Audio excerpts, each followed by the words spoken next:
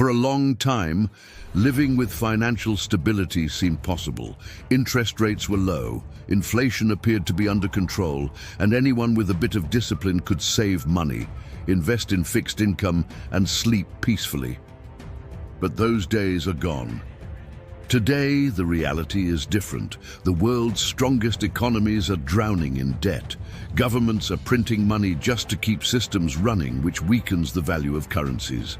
Inflation, once thought to be under control, has returned with force. On top of that, we're facing war, political instability, and technological changes happening at record speed. All of this creates an uncertain environment, one where following the same strategies from 10 years ago can be dangerous. Those who still think that saving in the bank is enough, or it's better not to take risks, are slowly being left behind. Not because they're not trying, but because they're not adapting. It's like driving with an old map in a city that has completely changed. The streets are different, the routes are no longer the same. And if you don't update your path, you'll end up lost. Understanding that the world has changed isn't pessimism, it's awareness. And only those who are aware can make smart financial decisions from now on. If you want to protect your money and build real wealth, you need to understand one thing. Not all investments are created equal. In uncertain times, the key is to focus on assets that have three fundamental characteristics. They must be real, productive, and scarce. Real assets are those that exist in the physical world and have practical use. Think of real estate, land, or commodities like oil, wheat, or copper. They tend to withstand inflation better because they're necessary, whether to live in, produce, build, or feed the world. Productive assets are those that generate cash flow, shares of solid companies, for example. Businesses that produce something, sell it, generate profits, and share part of those profits with their shareholders, meaning you, the investor.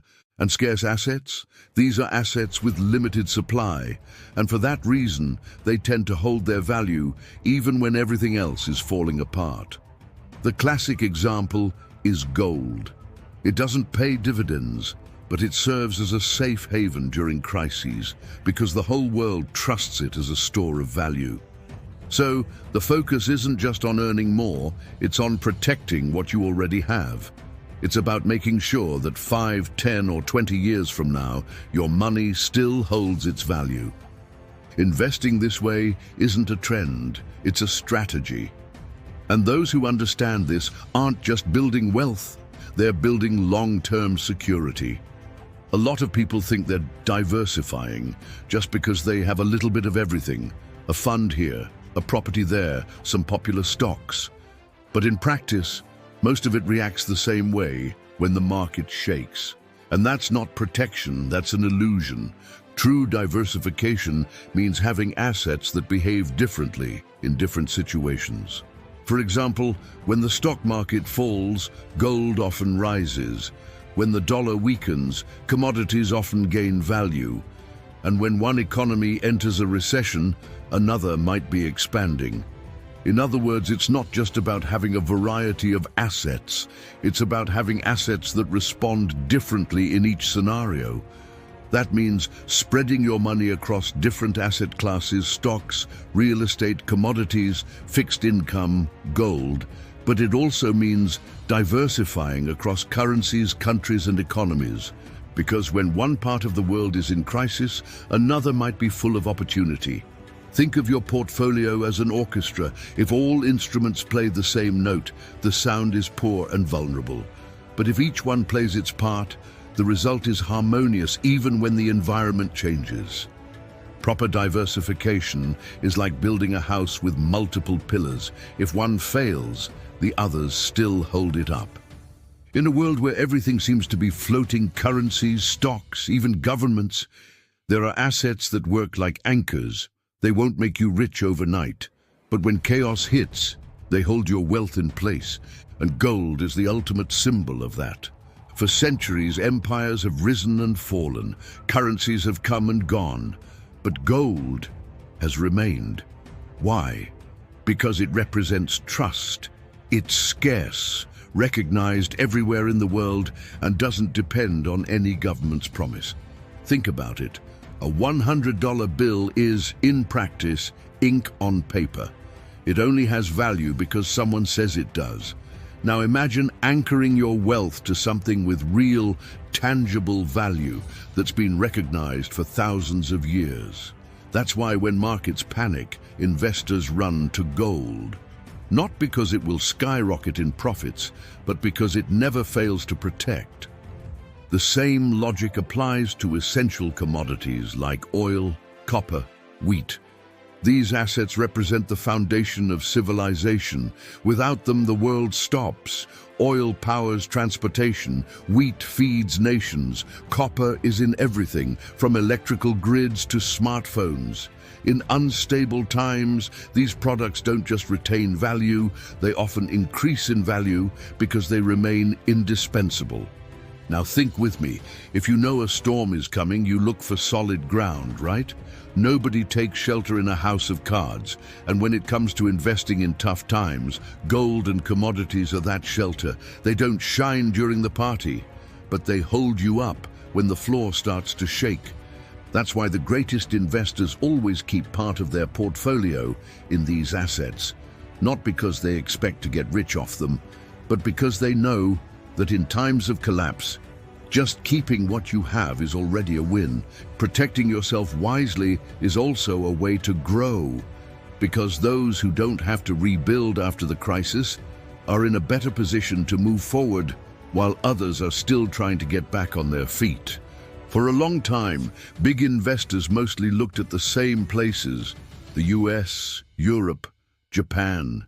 They were considered the safe havens, stable, predictable economies. But too much stability can also mean too little growth.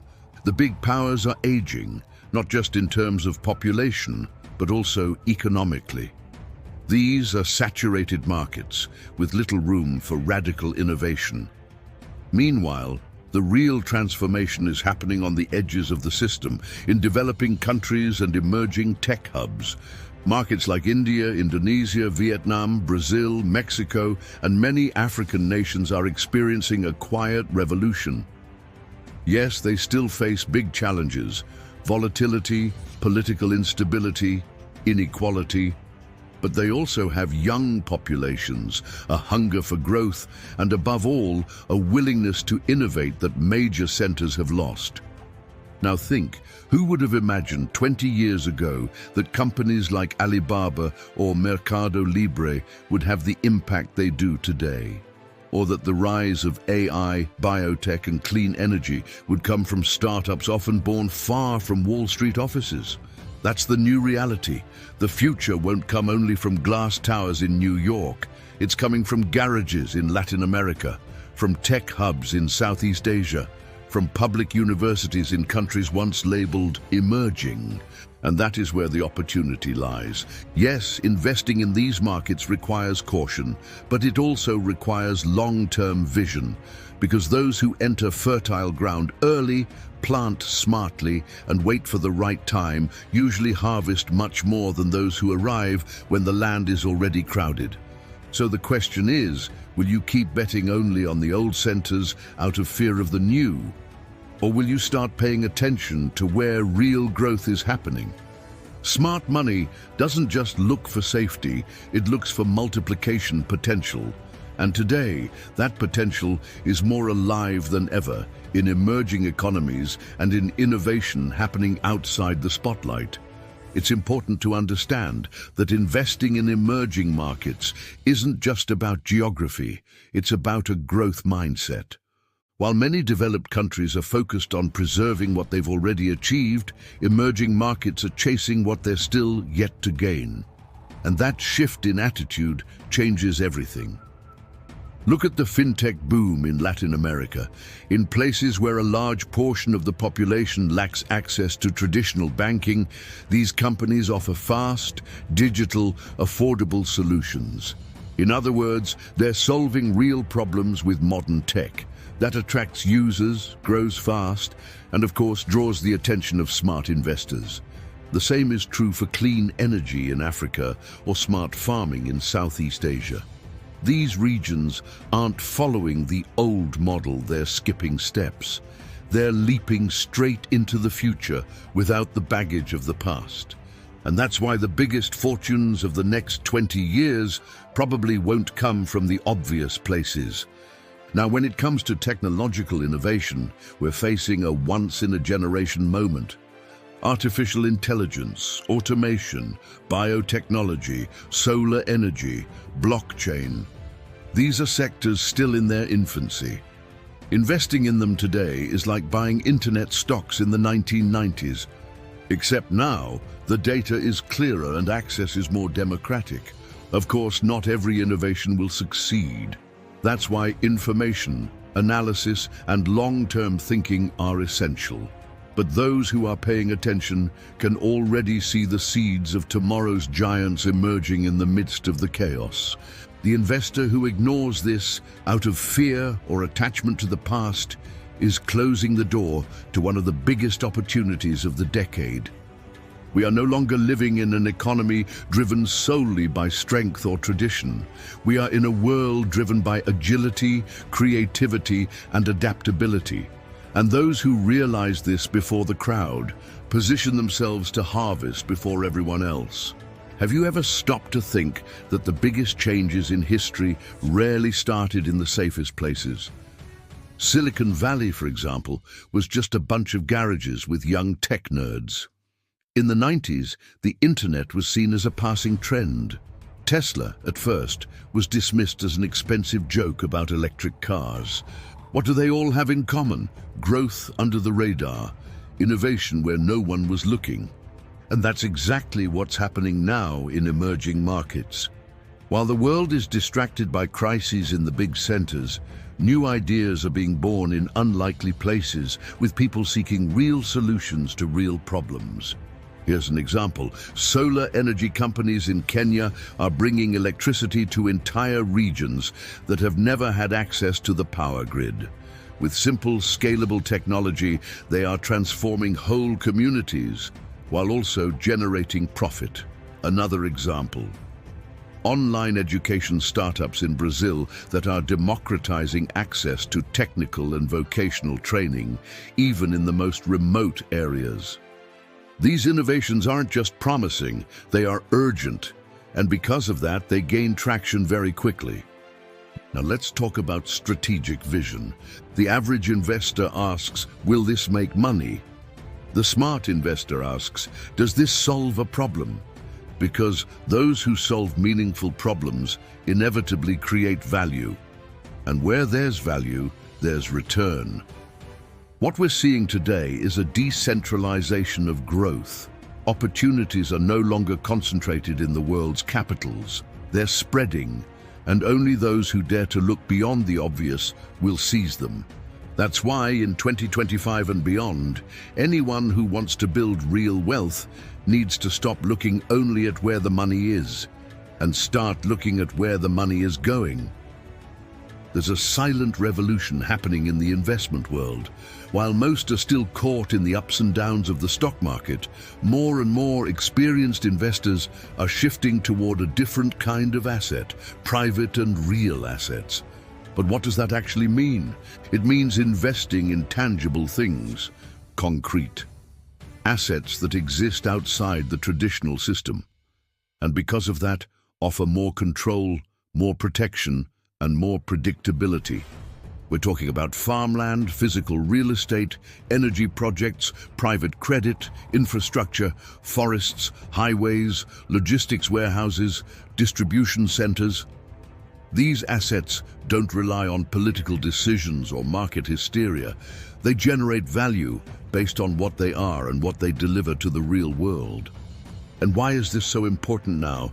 Because we're living in an era of instability, where trusting central banks, governments, and speculative funds 100% can be risky. You need something that goes beyond paper, something that stands firm when everything else is shaking. Private assets also bring another major advantage: less volatility. They're not in the headlines every day, They don't cause mass panic. While stocks swing with every rumor, these assets keep producing income, consistently, quietly, at the pace of the real world. Of course, they require more study, more analysis, and often access to less obvious opportunities. But that's exactly the point. The biggest returns usually aren't found where everyone is looking. They're found where only a few are willing to explore. Today, the world's wealthiest portfolios have a massive share invested in private and real assets. And that's no coincidence. It's because they know that in an uncertain world, the best protection lies in solid foundations, not in volatile promises. In 2025, adapting is no longer a choice, it's a necessity. And those who understand that ahead of the majority will pull ahead in a consistent, sustainable, and much more protected way. Robert Kiyosaki, author of Rich Dad, Poor Dad, always repeats a powerful phrase. The poor work for money, the rich make money work for them. But how does someone do that? How do you become capable of investing with strategy, identifying assets, avoiding the debt traps, and building financial freedom? With knowledge, Kiyosaki made it clear the real difference between those who grow wealthy and those stuck living paycheck to paycheck is not how much money they earn, it's how much they understand about money. You can earn a lot and still stay broke, or earn a little and, with the right mindset, begin to invest, grow, and multiply. It all starts with financial education. Kiyosaki himself learned this from his rich dad, a man without formal degrees but who understood how money works. He taught that assets aren't just investments. They're income sources that don't rely on your direct effort.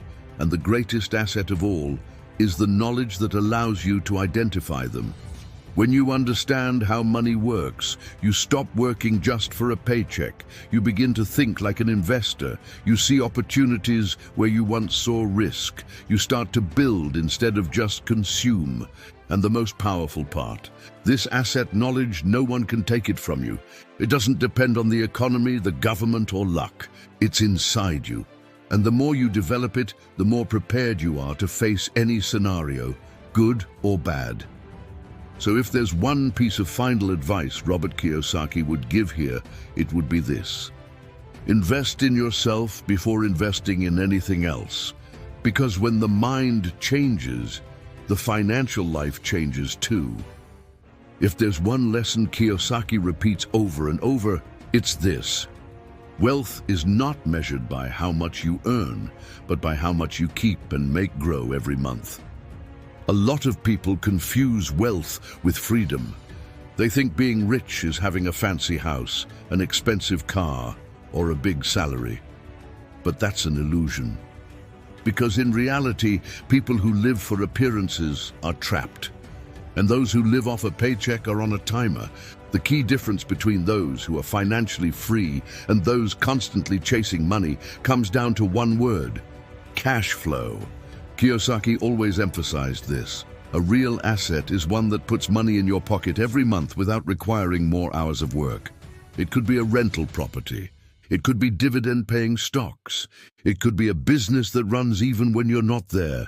It could be content, a digital product, a private investment, anything that generates passive, recurring income. That's how the rich think. They don't invest to get rich. They invest to create continuous income. Income that pays the bills, that reinvests itself, that grows while you sleep. And the best part, when you build this kind of cash flow, you escape the scarcity cycle. You stop living paycheck to paycheck, and you start living off assets. That's the mindset that transforms an average worker into a smart investor. So stop and ask yourself, are you buying things that take money out of your pocket? Or building sources that put money back in? If there's one simple but deeply transformational practice taught by Robert Kiyosaki, it's this. Before you pay your bills, set aside an amount and pay yourself first. It sounds contradictory, doesn't it? After all, we've always been taught that the responsible thing is to pay the bills, the rent, the credit card, and only then, if there's anything left, save a little. But that's exactly the problem. There's almost never anything left. Kiyosaki teaches that poor people work, pay bills, and spend. The rich work, save first, invest, and only then live off what's left. This reversal changes everything. When you pay yourself first, even if it's a small amount, you send a clear message to yourself. My future freedom is a priority. And the most powerful part is what happens next. You start to adapt. You spend better, you negotiate better, you produce more, because your mind understands that your investments aren't defined by what's left, they're defined by you. And the more you practice this, the more natural it becomes. Over time, that small amount grows. It becomes a reserve, then it becomes an investment, and eventually it becomes income. Those who don't pay themselves first are always chasing. Those who do build a life where money works for them. So the question is simple. Are you treating yourself as a priority or as a last resort? Start small, maybe $10, $20, $50 a month. The amount matters less than the habit, because the habit is what builds the investor, and the investor is who builds financial freedom. Now that you've seen all this, it's clear. Getting rich in 2025 isn't about winning the lottery. It's about strategy, awareness, and decision. You've learned that the world has changed and that idle money is losing value, that real, scarce, and productive assets are your foundation of protection. That smart diversification goes beyond appearances, that gold and commodities protect you when everything else fails. That innovation and emerging markets are the new growth map, and that private assets are the quiet future of real investors. But you've also seen something deeper, that the most powerful asset isn't outside of you, it's in your mind. Robert Kiyosaki taught that the rich don't work for money. They make money work for them, and it all starts with knowledge, discipline, and the habit of paying yourself first. Now the question is, are you going to stay trapped in the system or take control of your financial freedom? If this content challenged you, awakened something, or inspired you in any way, share it with someone who needs to hear this, because sometimes a single video can change everything. Leave your like, subscribe to the channel, and comment below. Which of these assets are you going to start building this year? We'll see you in the next one, and remember, you don't need to be a millionaire to invest, but you do need to invest to be free.